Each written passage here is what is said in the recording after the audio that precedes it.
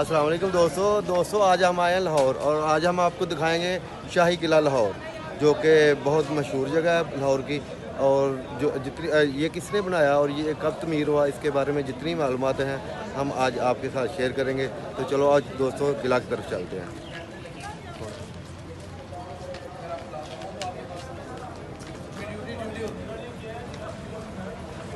ये हमारा बॉर्डर है। आप बॉर्डर पे हमारा ये बॉर्डर वापस आ गए।